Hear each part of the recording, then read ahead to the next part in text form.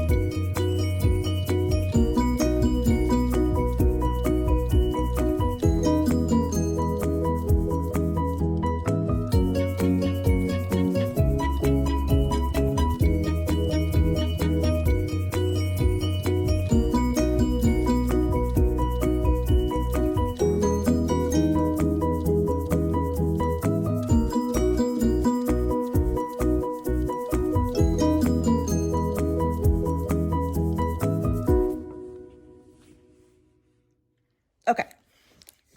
So 30 pages is not a whole lot.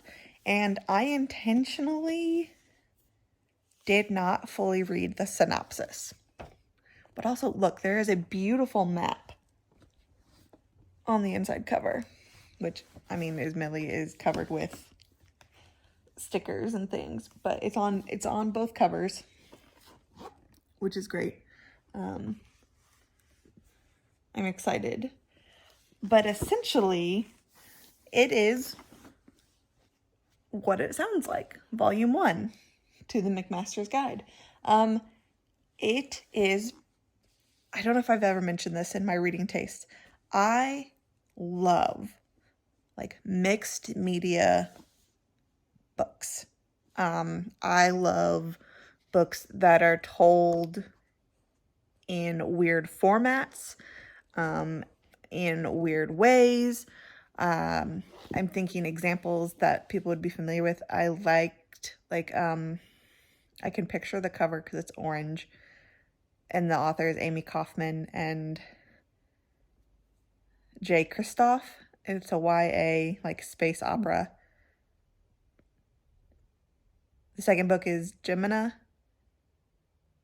and the third book is Obsidio. What is the first book called?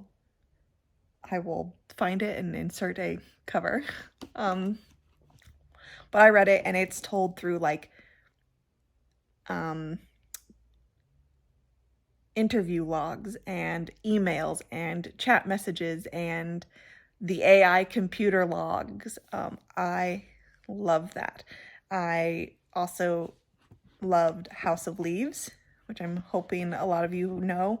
It is completely alt format and is told in weird and wacky ways. I like epistolary, as long as it's done right, which is letters or journal entries. I love alt format books. This is exactly that. So it looks like a regular book, right? But it opens up, it's a textbook, is like the vibe it's giving off. This is Volume 1 from the McMaster's School. And it is all about how to murder your boss. The first sentence, well, the first couple pages, it gives some glossary of terms, which I love as well. That's fantastic. First sentence. So you've decided to commit a murder. Congratulations.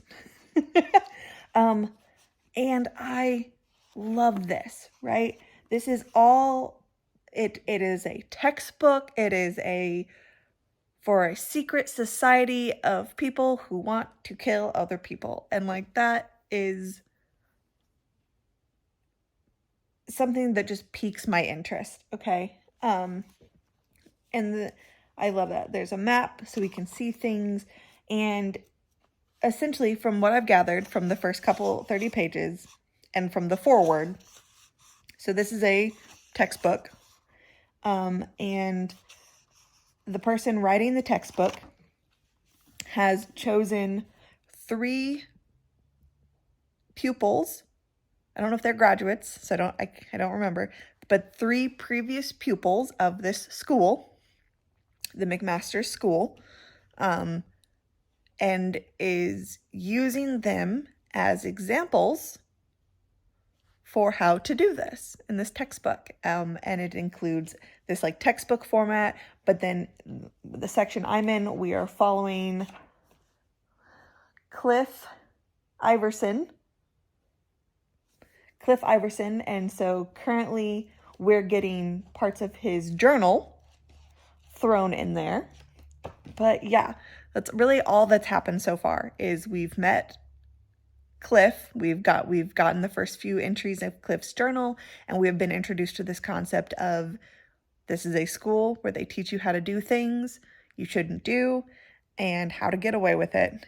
And using the experiences of 3 pupils, we are going to be given examples and lessons, and that's so interesting to me. I have already laughed.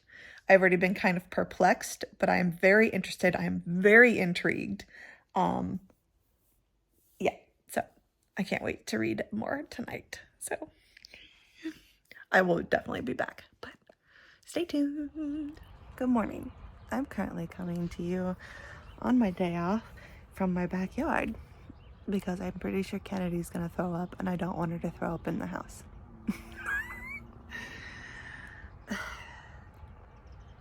She's been eating the grass again. Anyways, so we're gonna just do our morning chat out here because I can. I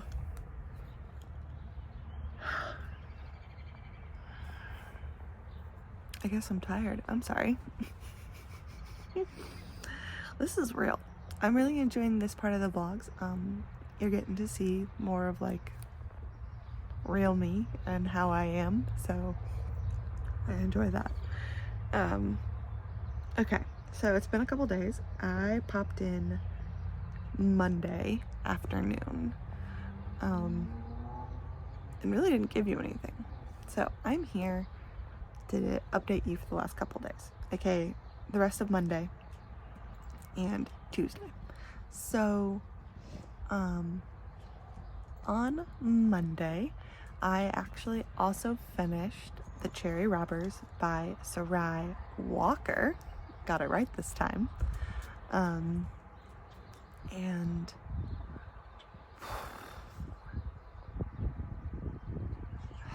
I believe I ended up giving it 4 stars. I had really high hopes for it.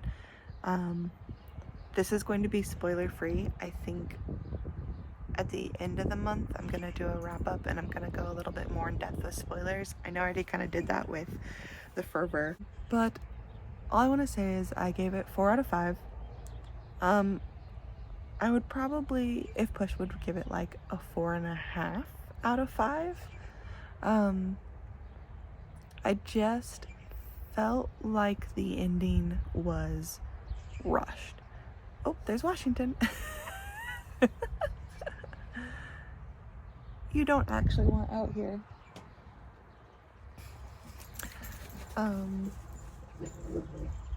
They're chasing birds. A robin just flew through our yard, so the ducks chased it off. I'm too distracted to do this out here. So the ending felt rushed, right? There was all of this beautiful buildup. It was such a slow burn at first, which I really, really enjoyed. We've got Sylvia, aka Iris, writing in journals her life, her history, right, of what happened to her to make her run away from home at age 20 and start over and become someone else. And you know, the haunting experiences of her childhood with her family and her mother and her sisters and the house, and you know, this legacy of Kennedy, no more grass.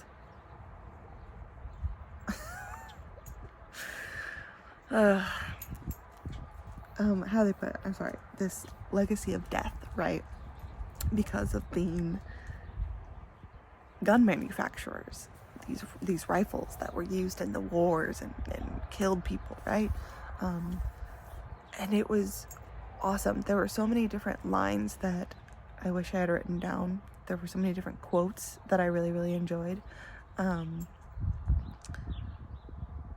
then the last hour, right, felt incredibly rushed. I remember looking at the audiobook screen and seeing that there wasn't that much left, and me going, how is this gonna get wrapped up in 45 minutes and half an hour? You know, like counting down and being like, how is this gonna end? And when it did, it just was not satisfying. It felt, I don't want to say empty, but it didn't feel complete. I'm not gonna spoil it because I do actually recommend checking this book out. Is it horror? Sure, yes. If you count the... See, I don't know. Like, I've been thinking about this too. Is this book horror, right? Is The Cherry Robbers horror? I don't think it is. I really don't. I think it is, like, it is fiction. I think it is dark. It has a few kind of spooky themes, right? We've got this idea of like a haunted family, a haunted house, a cursed family. You know, yes, people are dying, but there's like one scene in particular that was unsettling, but I still wouldn't call that like horror unsettling. It was unsettling because it was when Aster, the very first daughter, died, and they detailed essentially her death scene. And I mean, that's, anyone's gonna find that disturbing, but I would not call this book horror. I think it was dark. I think it was definitely an exploration into the struggles of female freedom, you know.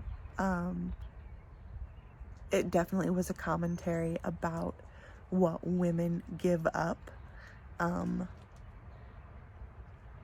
how women are viewed and destroyed by men. Definitely a lot of like feminist rage happening in there, which I am fine with. And ultimately, to me, that's what it was. You know, it's a story of what women go through at the hands of men. And then what happens when we're ignored, when we try and speak up and say that something is wrong, which was very powerful. But I wouldn't call The Cherry Robbers horror. So I would say check it out. I really enjoyed it. After that, I then started Mexican Gothic. No, I have no reason to start this book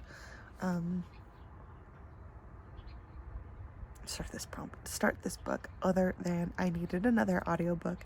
I hadn't figured out what was next on my like reading agenda, and Mexican Gothic has been on my reading list for like a while now. I'm pretty sure since it came out, and I saw that the audiobook was available and went yes. So Mexican Gothic by, it's a 3 name. We're gonna say mine, and then I'm gonna put the cover up, and you're gonna see how I'm wrong. So we have Mexican Gothic by Sylvia Moreno Garcia. Sure.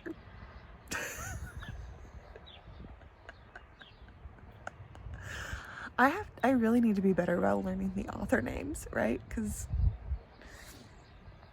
this is a disgrace. I don't think Kennedy's gonna throw up. She's just sunbathing. I'll show you them when I'm done. I'm probably about 50% into this audiobook already, and I don't know if I fully know what's going on. It is set in Mexico, supposedly in the 1950s. It takes place after like the Great War, like the don't worry, he's fine. He does not actually want to come outside. He is not an outdoor cat. If you will remember, he has no teeth. So, no. He only wants out because I'm out here instead of in there with him, and he wants to be out here with me.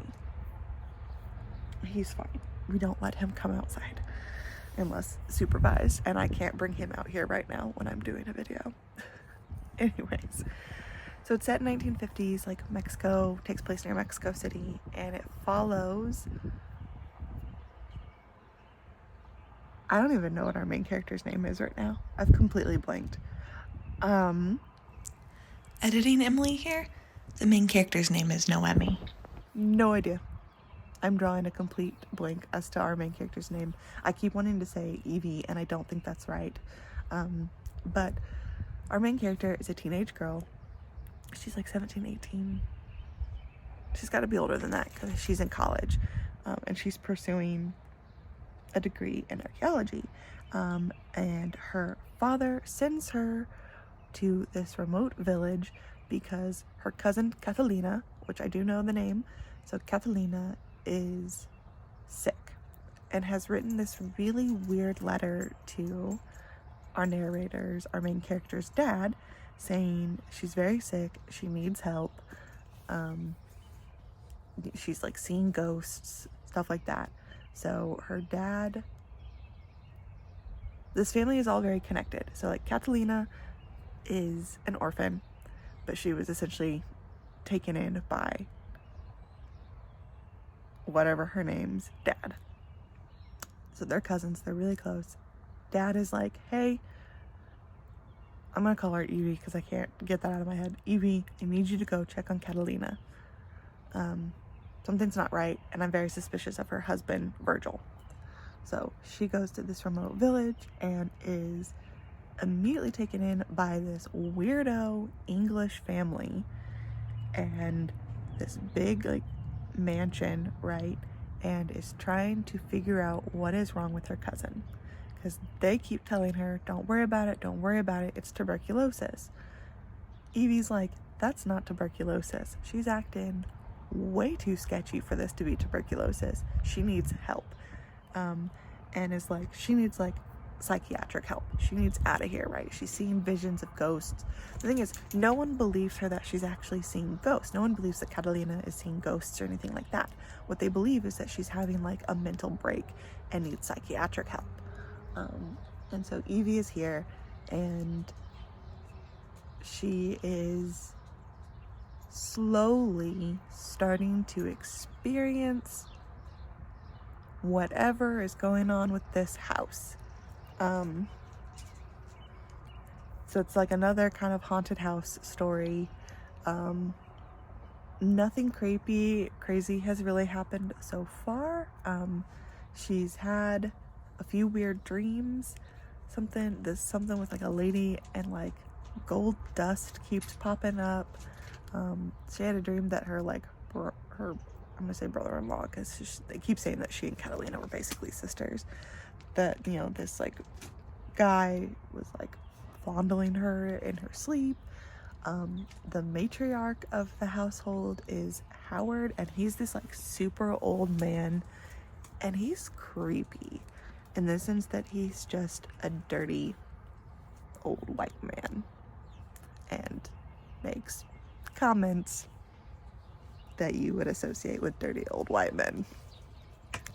And it's definitely touching on themes of like colonization, eugenics. Dirty old white man Howard keeps trying to have conversations with our main character Evie because she's studying archaeology in college, or anthropology, not archaeology, anthropology in college, and like wants to pursue a master's degree in anthropology. And so he keeps, and this is very late, right? And he keeps bringing up topics of superior races and inferior races, and and do you think that that your race is, you know, superior in a way? And it's very infuriating to have to witness, because the time period that this is set in, we get part of her inner thoughts of like, she can't really say what she wants to say.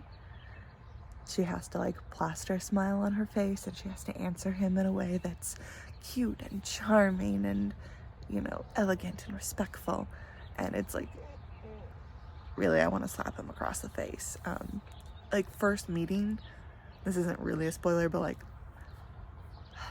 their first meeting, he starts making comments about the darkness of her skin and how like she's darker than Catalina, and like wanting to know about her family because of her darkness. And it's just infuriating.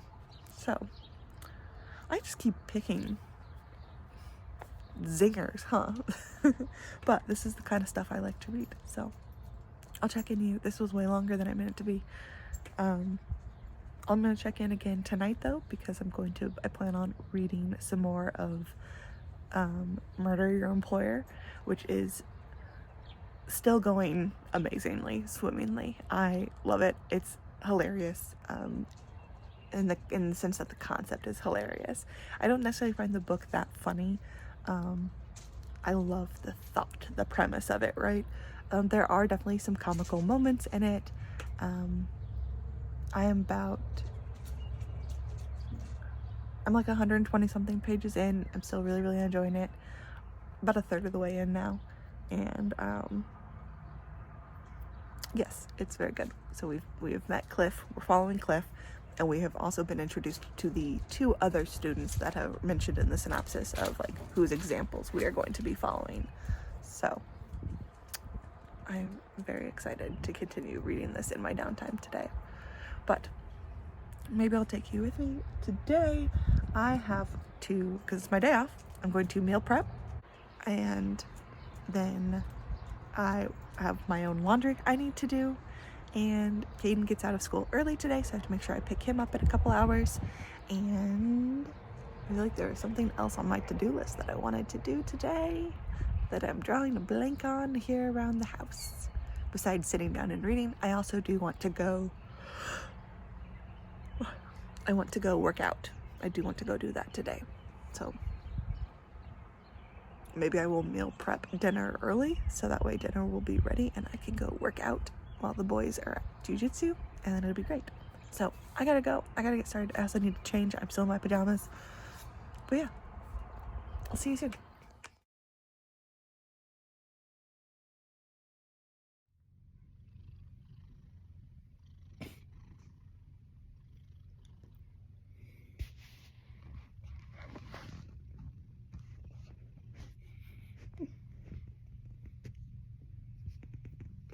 Was that comfortable? He's like standing and sleeping. Hi, so it is Saturday night and I'm wrapping up this reading vlog. So, I don't remember what I've talked about. I think I talked on Wednesday. I did not get a lot of reading in this week. It was a busy week. I had a lot of errands I needed to run, a lot of things around the house I needed to get done, and I just didn't really have time to sit down and read. However, some fun things. I found my Kindle, which is awesome. It wasn't that I lost it, but I definitely had misplaced it and I wasn't sure where it was, but I found my Kindle. It is currently charging over there, which is really exciting, so I can get back to doing ebooks. And we are Prime members, which means I do get the Amazon First Reads. I'm now about 75% done with Mexican Gothic. I'm still not quite sure what is fully going on. Haunted house, possessed house, it's a lot. I'm not sure where it's going to end. It has definitely ramped up. The pace has definitely picked up and it is a lot more interesting, but I'm not sure where it's going. And with Murder Your Employer, I'm almost about 50% done with this.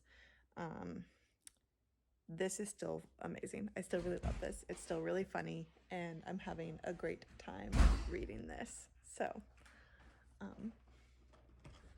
yeah, it just got to be Christmas time. And of course, there was some shenanigans. Someone tried to poison the eggnog, all kinds of stuff. But that's where I'm going to leave this. I will see you all very, very soon. In the meantime, be easy with your hearts.